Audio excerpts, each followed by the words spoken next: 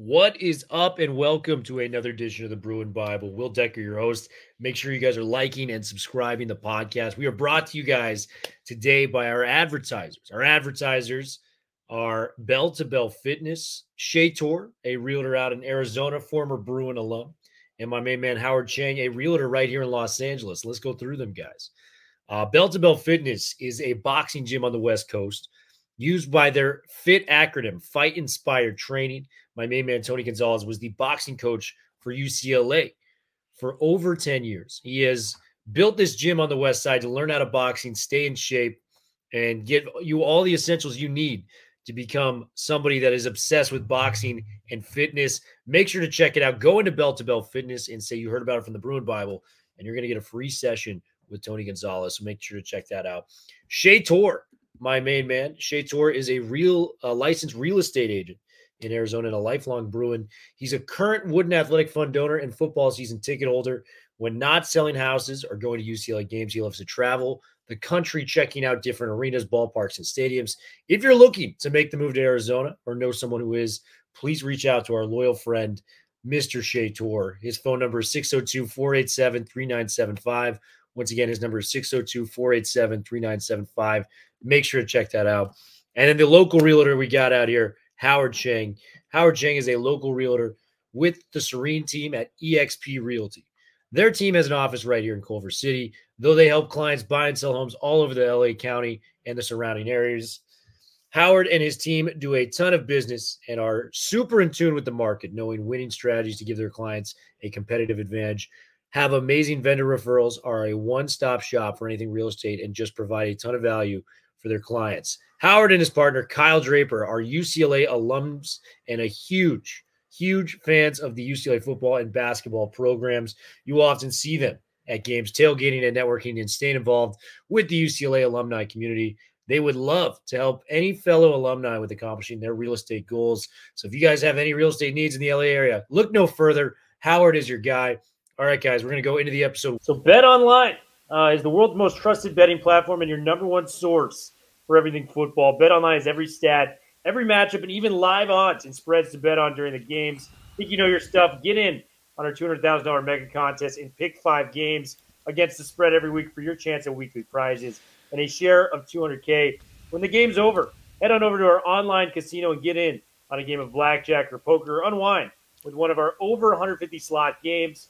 Head to the website today to get in on the action. Bet Online, the game starts. What is up, UCLA Bruin fans? Will Decker, your host here. I got the main man to my right, Mr. Wayne Cook in the house, blessing us with his presence once again. Coming off of a monumental victory for your UCLA Bruins last weekend, 27-20 in one of the tougher environments of all of college football. Lincoln, Nebraska. It was Military Appreciation Day. The people were out. They were proud. They were hoping for another Nebraska victory, but UCLA put together a complete game on both sides of the football and got it done. You know, iron sharpens iron. We were talking about how tough the schedule was to begin the season. They came into that game not intimidated, not scared. They'd played at LSU. They'd played at Penn State. They've seen the big environments, and it showed for UCLA last Saturday. Wayne, you were in the house for this game. Can you just talk about what the emotions were like in the locker room post-game? Talking to players and teammates and, you know, the coaching staff within UCLA. My favorite thing about these wins, Will, and again, thanks for having me on, man. You know I love to come on this show. Yeah. Absolutely, I feel like this team has gotten to the point where they're like, listen, like, we knew we could do this. They have too many good players. They have too many upperclassmen that are leaders on this team. I love that I got to talk to Femi coming off the field. I love that I got to talk to Kane coming off the field. And my favorite interview, probably of those three, even though I love those two guys. And I should point this out, and this is not a knock on Carson Swessinger, because I love Carson Swessinger too. Yeah. But I think that Kane and Femi, by moving around as much as they do, have unlocked what Carson can do in the middle. You know, everybody's doing all this stuff, and he's just there to clean up. He's just cleaning up. And he's having an amazing year, but those other guys, we can't forget, they're not doing what they did last year. You're seeing them on the outside a lot. You're seeing them doing a lot of different things. And so I think they're a great complement to each other. So I think the linebacking core, as I've told you all year, is amazing. So I got two of those guys coming off the field. Femi's interview was incredible because I did ask him about the 15-yarder. I mentioned a few non-holding calls, and he didn't say anything that was going to get him in trouble, but it was funny the way he responded. I think I said something about, I don't know if that was a good call, and he goes, yeah, I think I agree with you, or something like that. It was hilarious. But, the 15-yarders did cost us, and I know that some of the fans are frustrated with the discipline part. I'm just going to say as an outsider that game, and I'm not an outsider, I'm an insider. I was there. The game was not well officiated. It was very lopsided, and there were calls that they didn't call on them that were blatant. I watched Femi get hold more than once, and I'm like, it's right in front of the referee, and they just don't call it. I watched a 15-yard penalty against one of their players where they had our player by the face mask that they didn't call, and then they pick, on everything we do wrong to call on us. I saw a legal formation that they didn't call. There was a lot of stuff that had to be overcome. But in my opinion, that's what road wins are. Yeah. But anyway, my last, I'm getting ahead of myself. My last interview was Sam Yoon. And the reason why I think that's so important, and I really wanted to find alignment, it didn't have to be Sam. But since Sam Yoon has been our center, and remember, I'm not bagging on Carlin because he's been playing great at guard. The snaps have been so much better. And I remember I was just losing my mind over the snaps at the beginning of the year. And the blocking has been so much better. When I watch film, I see guys that are all moving their feet. They look like they have some agility. And I think earlier in the year, we had guys that weren't moving and weren't, we're just kind of leaning on guys.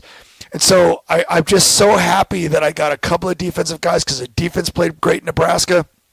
But getting an offensive lineman made me so happy because this group is getting better every single week, and we're playing the same five every single week, and it's really changed the team. People want to know what's going on with Garbers. I'm like, we're blocking for him. It is so hard to throw when you've got guys knocking you on your rear end over and over and over again. Trust me, I have experienced it. I got booed out of the Rose Bowl in 1994.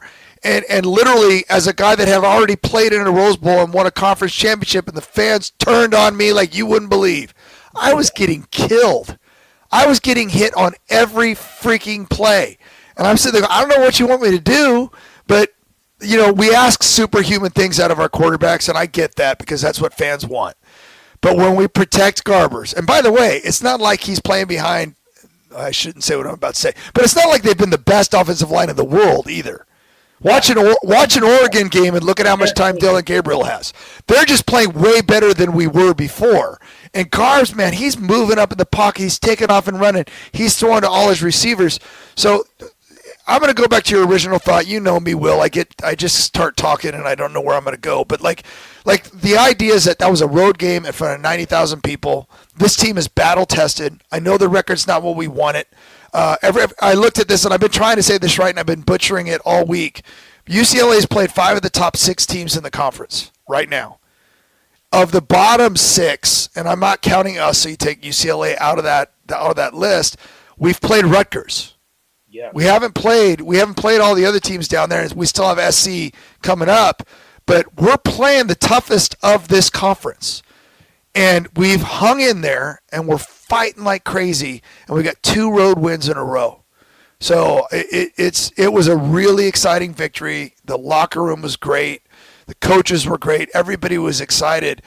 And I still don't think we've played our best game yet. That's what makes me excited. I still think we're making too many mistakes, and if we can clean that up, we got a chance of more good games coming up.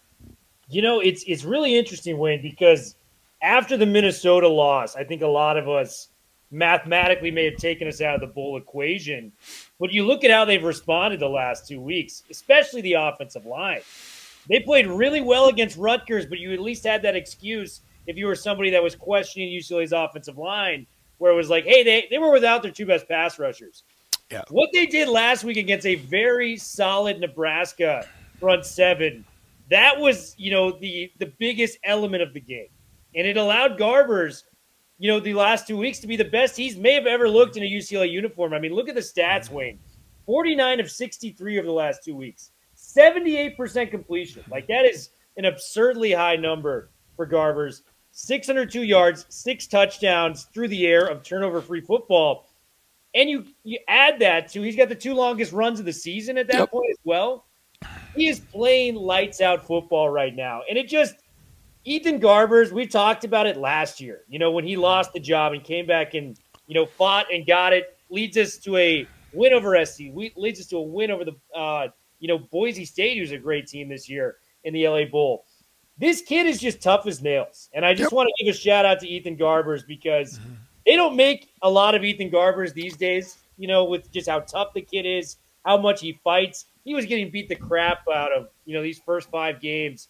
And boy, has he stayed strong. I mean, what's the most impressive thing to you about Ethan Garbers, leading this team right now, Wayne? Well, what you just said is perfect because, I mean, you can go back to the Hawaii game. He was getting killed against Hawaii. Yeah, I know. That's how much we messed up with the O-line. We had some things that had to be fixed, and give this staff credit for making the moves they needed to make, and also give them credit for not like they were right about keeping TJ in the mix. They were right about because he started to play a lot better. And part of that's the O-line too. I mean, gee, shocking how that works. Like there's everything's starting to come together. We loved Maliki Mataval as a tight end, and when there's more time for the quarterback to throw, guess what? They're getting more action. So I know that it's difficult because you want to see your team play the best against elite competition, but we weren't playing against just elite competition. Number 1 team in the nation. You know what I mean? Indiana's still underranked, and they're top 10 right now. I still think they should be a couple higher, just because they're destroying everybody they play. It's not their schedule hasn't been that hard, but they're whooping everybody. They're just amazing. Urban Meyer right now, like it's unbelievable what he's doing. Yeah, it's absolutely incredible. So that's LSU is still hanging on with only 2 losses. They have a big game against Alabama this weekend, and Penn State just lost, but 20-13, I think, to Ohio State. So those teams are good. Those teams are really, really good. But we're playing better than we were against them. We've made the changes. We're blocking so much better. The defense, I mean, Schlesinger, I hope no one took that as a slight to him. He's reading defenses, and he's playing so much faster than he was at the beginning of the year, and that's just because of playing time. The more you play and the more you see, you just naturally get better. Jay Talia, we don't talk about enough because he just does what he does in the middle. Why is UCLA's rush defense so good? It starts with Jay Talia. It really does. And then everybody else does their job around him. So, and that's going to be a huge test this weekend when we start talking about Iowa's. We're going to have to figure out a way to stop the run. But I am impressed. I feel like Garbers is extremely tough, like you pointed out. But this is the part where I'm getting sick a little bit because I don't know why I have to explain this. I will look at so many of the quarterbacks. I just watched Wisconsin and Iowa earlier today. Garbers is better than those guys. It's not even close. He's not even close. I watch a lot of teams, and I'm like, he's better than a lot of these guys. And I'm like, you have to be able to take the records, and I know that people don't like to hear that either, and you watch the footwork. You watch how on time he is. You watch how he goes through his progressions. If you still are thinking that other players are better athletes, I swear you're not watching, because not only is he breaking big runs, he's absolutely leaving defensive backs jock straps on the field because he's juking them. These haven't just been open. He's making people miss and outrunning people. So he's doing so many positive things. You pointed out not turning the ball over. And again, I'm going to go back to this. He wants to win football games. So when you're getting the crap knocked out of you and you're getting beaten, I don't think Ethan Garbers is the type of quarterback, that's going to be like, well, I'm just going to play it safe so I don't ruin my stats. I don't think he gives a crap about his stats. I just literally think he wants to win football games. And so some of those interceptions are just him playing hard. And so anyway, long story short, he's playing fantastic football. Everybody around him is playing better as well. And then, I don't know what you think, but against Nebraska, I thought the defense probably, if you take away the penalties, probably played its most complete game. The secondary was better. I mean, they were good. And now, granted, Dylan Raiola looked lost. They did exactly what I hoped. They mixed everything up. They put pressure on him. They didn't let him get comfortable. He got away with a couple. I mean, KJ Wallace, I swear he's probably having nightmares about not picking that ball off that was floated out there. That was a big play in the first half. He just misjudged it. He really did. And if he judges it right, because I saw it, I was like 2 feet away from that play. And I'm like, that's a pick as soon as he threw it. And it was a terrible throw. TV probably didn't do it. It was wobbling, and the receiver made a great play, but Wallace should have picked that. And I'm sure he knows that, and so I'm not picking on you because he's having a great year too. So, like, the idea is that I think complete defensive effort on the road was really, really, really good. Well, Wayne, that leads into my next question is the defensive line has been much maligned outside of Jay Toya, the pass rush. I mean, we went – what was it, a 4-game stretch this season without a sack? 4 sacks on, Saturday, man. 7 tackles for a loss.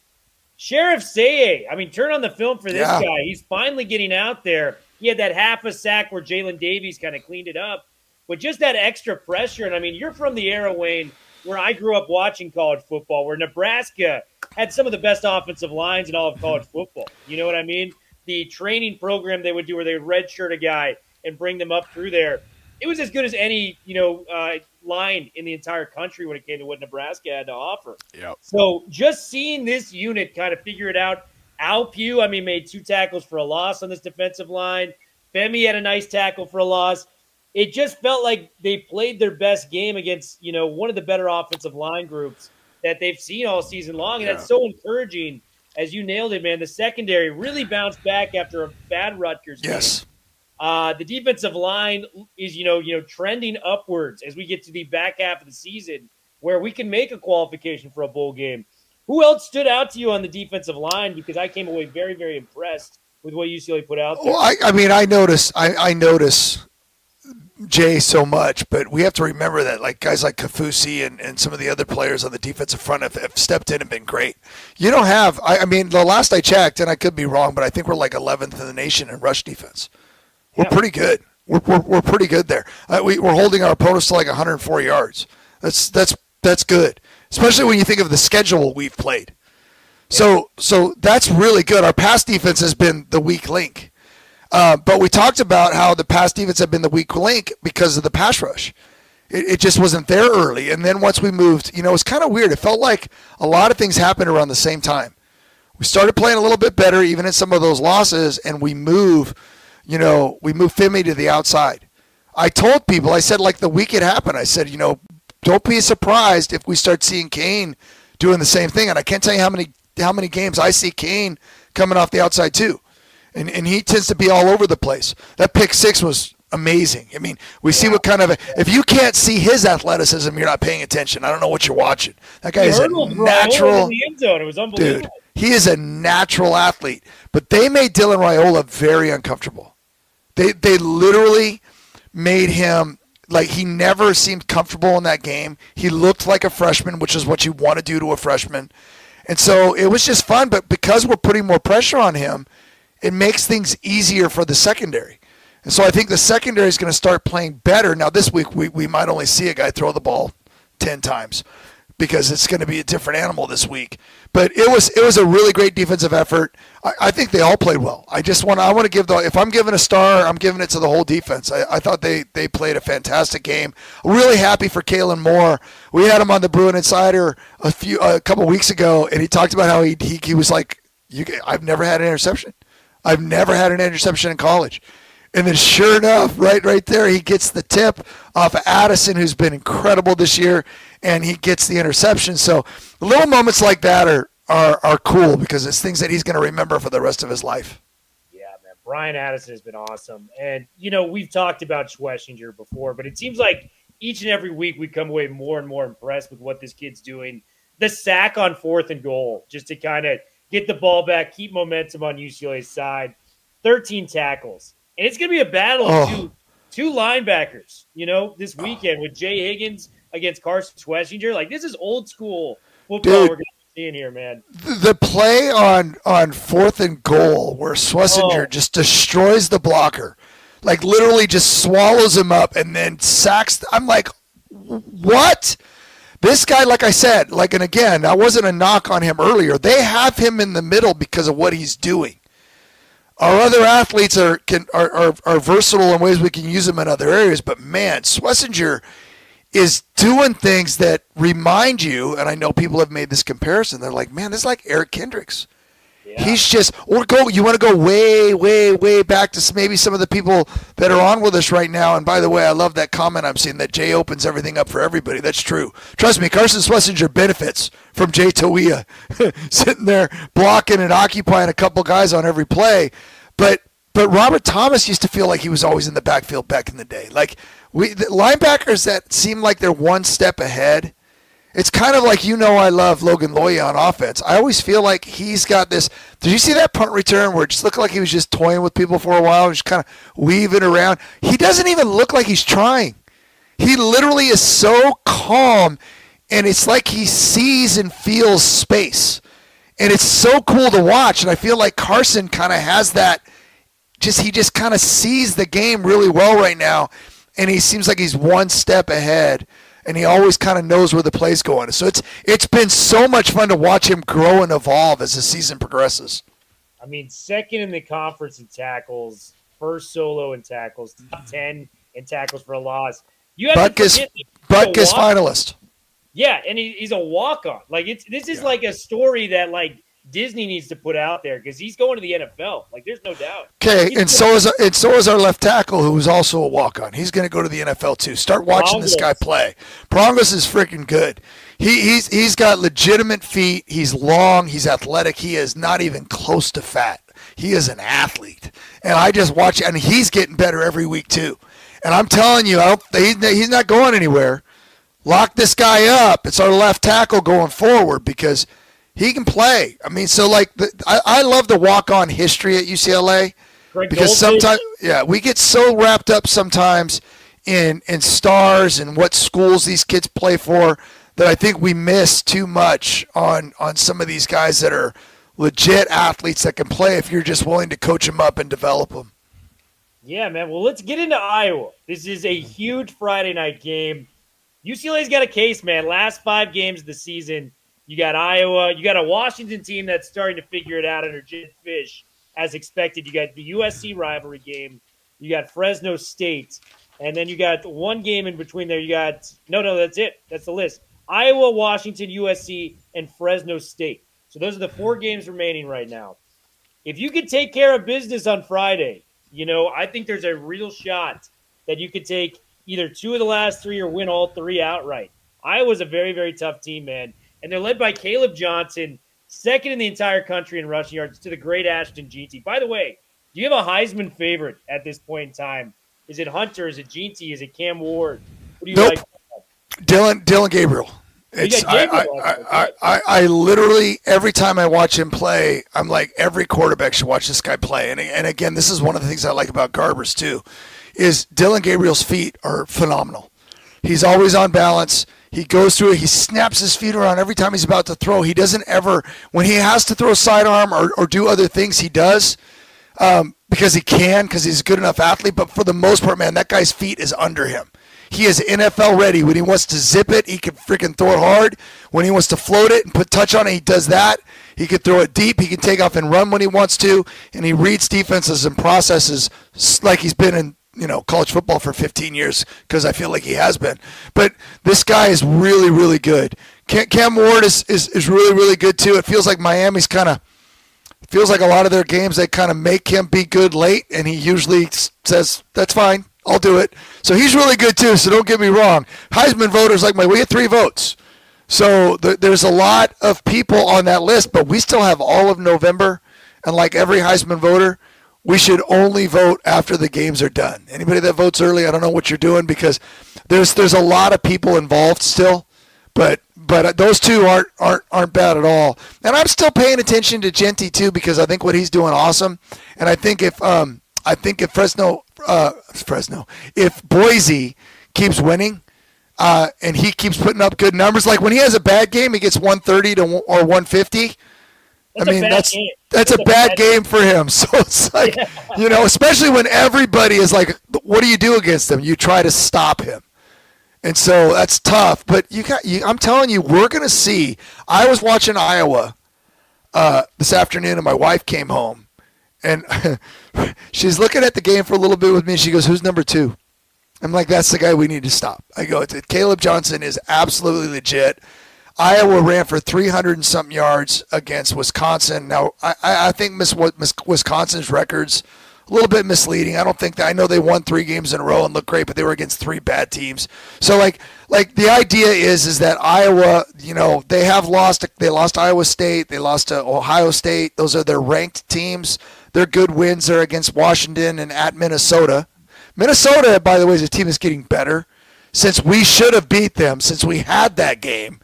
And by it's funny, Will, because people have made comparisons because we're at a 5-game losing streak, and I had my senior year. I hate talking about it because I'd rather talk about the Rose Bowl season, but we lost 6, and after winning our first 2 games, and everybody got hurt, and then we lost 6 in a row.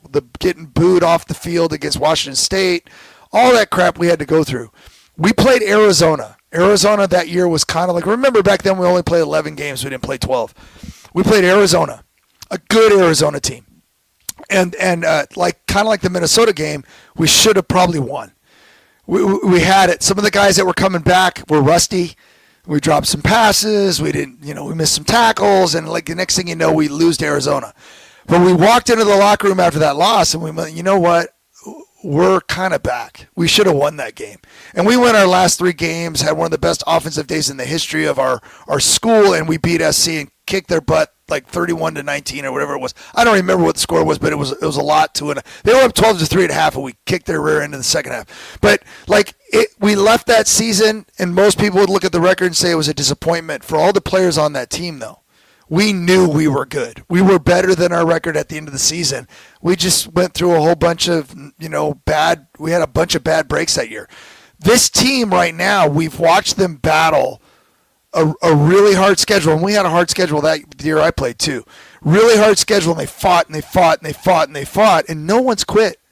Our running backs, T.J. Harden had a run in the Nebraska game where he literally ran into a wall, and he came off the sidelines a little like, I was like, is he hurt? Is he hurt? And I'm like, but man, that dude tried to run over 4 people. I'm like, that is a player that is not on a 2-5 team that's about to go 3-5. That's a player that's playing as hard as he can, and I'm seeing that from everybody, and I love it. I absolutely love to watch it because they're going to need it. This is a 6-3 Iowa team. I don't think they're great, but they're a very great culture. They run the ball really well. Cade McNamara, I think he's had a concussion. Probably not even going to travel on this trip. So they're going to go with, and I'm going to get his name wrong, Brendan Sullivan. Brendan Sullivan is a little bit more athletic, right? Can run around a little bit and use his legs. Although when I watch the film, I'm like, he's not exactly that fast. And we have awesome linebackers that can run with anybody. So actually, I feel like we match up really, really well. This, though, is going to be the Jay Toia game. Because if you watch Iowa's offensive line, they were moving Wisconsin. There were holes, and it wasn't just Kaleb. They had other running backs that had big gash plays. Like, there were holes that were like, you salivate for running holes like that. So our front 7, our defensive front, and even our safeties, and people are going to have to come up and give support in the run game, because I imagine it's going to be like 80-90% run for Iowa. And they're only going to throw when they have to, and it'll be play action. He might take off and keep it and run. So that's going to be that. And then on the other side of the ball, this is an elite pass defense. Yeah, okay, so they're really good. They always have been. They'll force turnovers. So, when I say elite, I think they're 44, but that's good. And their rush defense is really good, like really good. Yeah. So this is a very, very good team that's going to want – I almost feel like – and I don't know about you, Will. It feels like Iowa's – if you had a stereotype of what everybody's always told us a Big Ten team would be, like the stereotypical Big Ten team, feels like this is it. We're not going to do stuff that makes you go, wow. We're just going to beat the crap out of you. We're going to win in the trenches, play great defense, force turnovers. Heck, their punter's awesome. They play special teams. I mean, like, they do so much good stuff that UCLA is going to have to bring it. But I'm going to keep coming back to this. It feels like we match up. Our rush defense is our strength. They run the ball. I think if we can just give Garbers enough time to throw, I don't care how good their pass defense is, he spreads the ball around enough. You can't just lock in on one guy. He'll throw it to everybody. And so I don't know. I like the matchup. I think I'm going to like the atmosphere. It's homecoming. The uniforms are going to look awesome. We're hungry. And so, why not? I think this would be a win, Will, that kind of lets people know, hey, maybe because people are already saying it. UCLA is better than their record. People are already saying that. So now they're going to see if you can get this one, now people are going to start going, okay, maybe that schedule was that hard, and maybe this is a pretty solid team. And that's what I'm hoping for. I mean, this is kind of a big moment right now. And like you said, it gives them a much better chance of getting to that bowl game, which I know they want. Yeah, it's huge. And I think, for the offensive line, in terms of the regular season, this is the best defensive line they're going to be playing throughout the remainder of the schedule. If they can just buckle down and give us that same look that they gave us last week, where Garbers has got that second and a half longer in the pocket to really kind of go through his progressions, I feel very confident what the offense can achieve. They're pass blocking at a way higher rate than when they started this season. Prongo's making that move to the left side, really helping that out. Carlin moving to the guard, Yoon to the center. We've really found a nice structure with this unit. But, man, it's going to be that battle. Kaleb Johnson, in any other year, this guy is probably the Doak Walker Award. He just happens to be in the same year that Ashton Jeanty is ripping apart the college football world with what he's doing at Boise State. So you got a very, very high-qualified running back. And you nailed it with Iowa, man. They do all the little things great, as you said. They block, they tackle, they do special teams. I mean, George Kittle has the famous saying, like, if you don't block at Iowa as a tight end, you don't see the field. Like, you don't get out there, period. So they block, they play bully ball. It's going to be, hey, I'm going to move your guy from point A to point B, and we're going to run for 3 or 4 yards, and that's just how it's going to be. Toia is the key to this game. If Toia can be that dominant wrecking ball that we know he can be to open up those lanes for Schlesinger, for Kane Medrano, I think UCLA gets this done. I feel very confident the pass blocking's there, and we can keep the pressure on from Nebraska. Before I let you go, Wayne, give me some key players outside of Toia and some of these defensive guys that are going to have to step up for UCLA to come away with a win for homecoming. Well, this is a front seven game on defense, but this is where this gets tricky to me because I think it might, Davies has had some moments where he's had good coverage, but they've still made catches. Yeah. He's had some good moments, but he gets PI in the end zone. Like he's like so like if you're a team that's planning on running the ball a lot, one of the easiest throws to throw, because if you watched Sullivan, last week, he's sporadic. He can rip it, but it's like it was weird. His feet weren't right. He overstrides. He looks awkward when he throws. So, but he's an athlete. He can move around. So one of the easier throws you can have is downfield off of play action where you go deep. So one of the things that I think might be a key in this game, because I imagine we're going to bring a ton of guys up. We're going to play a lot of guys near the line of scrimmage. You might have to play more man. Remember, Iowa doesn't just run the ball. Sometimes they bring in extra linemen, like we used to do with Chip Kelly, and they'll bring in another offensive lineman, and they'll just pound it down your throat. And so when they do throw the ball, we don't want to give up those big plays over the top. And if we have to play more man so we can play run support in this game, those guys are going to have to be on their game, because even though they may only throw 14, 15 times the whole game, they only threw 10 the last time. Our DBs really are going to have to step it up and have a good game, and I think they might have to play more man coverage because of how much I expect Iowa to run the football. So I think that might be one of the keys to the game. And then, we know this. If we protect Garbers and we keep attempting to run the football enough, I think that's been Eric Bieniemy has really done a good job of evolving as this season has progressed. Really good job. And so if we can keep, I love the little quick sweep to Keegan. Such a smart play. Yeah. We did better on the edge in this game, which is good than we have been doing up the middle.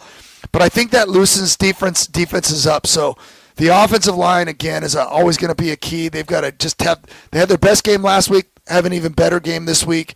If we give our guy Garbs a chance to run this offense, and again, against Iowa, you got to avoid turnovers. They love that stuff. They've as long as I've been watching Iowa, they're great at forcing turnovers. So we got to protect Garbers and he's got to protect the ball. And on the defense, I'm going to go ahead and say that secondary, on the few opportunities they have to make plays, they need to make plays, and maybe we can force a turnover or two also. Oh, my gosh. I mean, the Kane Medrano interception is one of the plays, like if we do run the table for the rest of the year, that's going to be one of the plays I look back on, Wayne, that like kept the momentum, because it's 13-7 coming out of halftime. Nebraska, in a lot of ways, kind of had us exactly where they wanted us, right? Yeah. They get the ball. It's a one-score game. That pick six by Medrano, just to go from 13-7 to 20-7, two-possession lead. I mean, that's as big as you're saying. And, you know, we talk True Dad says, agree on EB evolving. I want to give a shout-out to Okaika Malloy, what he's doing on the defensive side of the football. A lot of the fan base thought that losing DeAnton Lynn was kind of the end of the world, you know, for this defense. Malloy, I mean, just the disguising of coverages he did last week, he made Raiola look like he was a high school senior at that point in time. He had no idea what was coming his way. And just how much he's coached the team, you know, up this year, the tearful press conference. Malloy has done so much good in his limited amount of time as a coordinator, and I'm really excited to see him evolve as a defensive coordinator as well. So he's done an amazing job. And you know, True Dad also before this asked about tighter coverage. You know, I don't know if that's always, you know, whether they're intending to have loose coverage. You know, sometimes the DBs kind of don't do what they're supposed to do. It's not always the way the game's called, but the DBs were really good against Nebraska. I agree. So yes, I've never been a fan of the like go all the way back. Remember the Indiana game? How many? Even against Rutgers, it was like, gosh darn it, just play tighter. He's not, Callie McManus wasn't even a very good quarterback, and we made him look great. So, I do think the tighter coverage, I mean, you might get beat at times, but, man, Kirkwood's having a very good year. I always say when we don't talk about DBs very much, and we have not talked about Kirkwood that much this year, like, it's because he's doing a good job. Like, he's had a really good – so we've got to just – I like tight coverage. I really do, and I think they're going to need it in this game because they're going to need the safeties to come up and play the run. And by the way, if the safeties don't have to come up and play the run, if we could play and just have our front guys deal with it, I mean that's a good thing. That means we're slowing down their run game and we can do our thing and play coverage. But I think it's going to take a lot to slow this offense down because. We didn't talk about it much, but this offensive line, when you watch them, they're good. So Jay Toia is going to be the key. You said it, but so is everybody else. That whole front seven is going to have to play great. Yeah, and I want to just ask you one more question before we get out of here. Like these skill position players that we have at UCLA in the receiving room, I think we're as loaded as I can remember as a fan of UCLA before, you know, the 2000s. Mm-hmm. What do you think about this skill? Because Matavau, absolute stud. J. Michael Sturdivant, I know he got hurt last week. You know, fingers crossed he might be able to go this week. But he's an outstanding athlete. Loya, you know, Quasi Gilmer, the youngster, like that great game. Yeah. What he's doing as a true freshman is very special for a kid of his caliber. Talk to me about the skill because Titus is making play. Like, everyone is getting involved in the offense. When you have time with Ethan Garbers, it's just kind of an embarrassment of riches to spread the ball around to a skill position. And I think, I mean, to me, the key injury last week was probably Matavau. So you know, I'm hopeful because I think he makes a huge difference. He was so good last week. He's been so good in this resurgence. We need to find ways. I mean, and if he's okay. J. Mike again, and I think both of those might have been something with the head, so you never know what the timetable is. I'm not 100% sure because as a sideline reporter, we don't get to talk to the doctors like we used to. So it is what it is, and I don't want to. I know Logan was banged up too. Loya, he looked like he had an ankle thing going on. He still played a little bit after that, but he kind of tweaked it. So luckily, that's where we're deep. You know, we haven't seen Carter Shaw. Like, he's been missing in action.